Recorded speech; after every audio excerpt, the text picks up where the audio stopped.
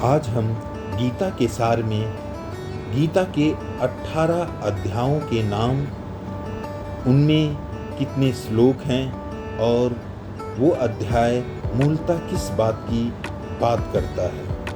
पहला अध्याय है अर्जुन विषाद योग, जिसमें 46 श्लोक हैं, जिसमें अर्जुन की मना स्थिति का वर्णन किया गया है कि किस तरह अर्जुन अपने सगे संबंधियों से युद्ध करने से डरते हैं और किस तरह भगवान श्री कृष्ण उन्हें समझाते हैं। दूसरा अध्याय सांख्य योग, जिसमें 72 श्लोक हैं, जिसमें श्री कृष्ण अर्जुन को कर्म योग, ज्ञान योग, सांख्य योग, बुद्धि योग और आत्मा का ज्ञान देते हैं। तीसरा अध्याय कर्म योग है, जिसमें 43 श्लोक हैं।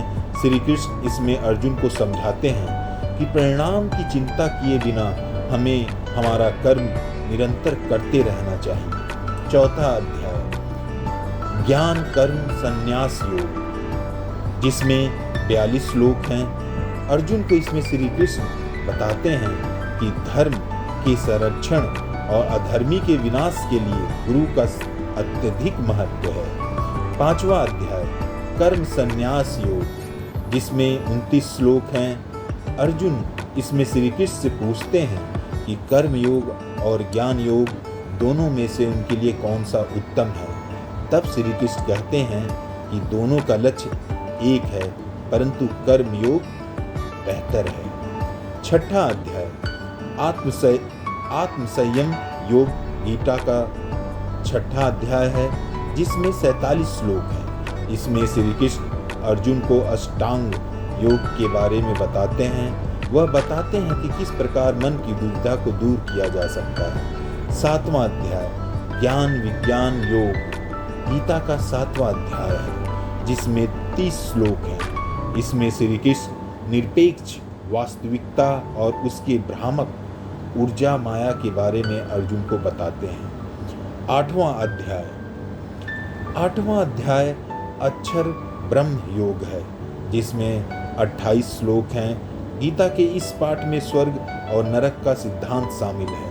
इसमें मृत्यु से पहले व्यक्ति की सोच, आध्यात्मिक संसार तथा नरक और स्वर्ग के जाने की राह के बारे में बातें की गई हैं। 9वां अध्याय राज विद्या राज गुहा योग गीता का 9वां अध्याय है, जिसमें 34 श्लोक हैं।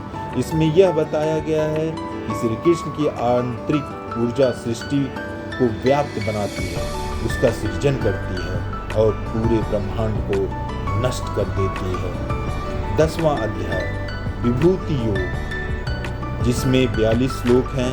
इसमें श्री कृष्ण अर्जुन को यह बताते हैं कि किस प्रकार सभी तत्वों और आध्यात्मिक अस्तित्व के अंत का कारण वे बनते हैं।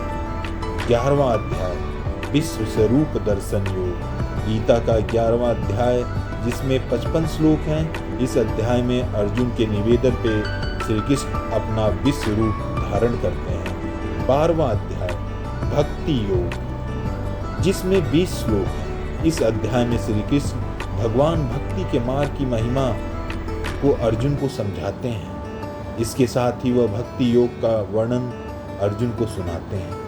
13वां अध्याय क्षेत्र क्षत्रज्ञ विभाग योग, जिसमें 35 श्लोक हैं। इसमें श्री कृष्ण अर्जुन को क्षेत्र और क्षेत्रज्ञ के ज्ञान के बारे में तथा सत्व रज तम गुणों द्वारा अच्छी योनि में जन्म लेने का उपाय बताते हैं। 14वां अध्याय गणत्रय विभाग योग, जिसमें 27 श्लोक हैं। इसमें श्री कृष्ण सत्व रज तम गुणों का तथा मनुष्य की उत्तम मध्यम अन्य गतियों का विस्तार पूर्वक वर्णन करते हैं। अंत में इन गुणों को पाने का उपाय और इसका फल बताते हैं। 15वां अध्याय पुरुषोत्तम योग, जिसमें 20 श्लोक हैं। इसमें श्री कृष्ण कहते हैं कि दैवी प्रकृति वाले ज्ञानी पुरुष सर्व प्रकार से मेरा भजन करते हैं तथा आसुरी प्रकृति वाले अज्ञानी पुरुष मेरा उपहास करते हैं। 16वां अध्याय देवासुर समद्विभाग योग, जिसमें 24 श्लोक हैं। इसमें श्री कृष्ण स्वाभाविक रीति से ही दैवी प्रकृति वाले ज्ञानी पुरुष तथा आसुरी प्रकृति वाले अज्ञानी पुरुष के लक्षण के बारे में बताते हैं। 17वां अध्याय श्रद्धात्रय विभाग योग, जिसमें 28 श्लोक हैं। इसमें श्री कृष्ण अर्जुन को यह बताते हैं कि जो शास्त्र विधि का ज्ञान न होने से तथा अन्य कारणों से शास्त्र विधि छोड़ने पर भी यज्ञ पूजा आदि शुभ कर्म तो श्रद्धा पूर्वक करते हैं, उनकी स्थिति क्या होती है। 18वां और आखिरी अध्याय मोक्ष संन्यास योग, यह गीता का 18वां अध्याय है जिसमें 78 श्लोक हैं। यह अध्याय पिछले सभी अध्यायों का सारांश है, निचोड़ है।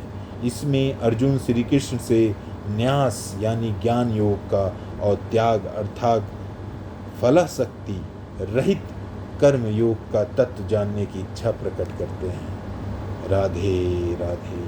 जय श्री कृष्ण, जय श्री कृष्ण।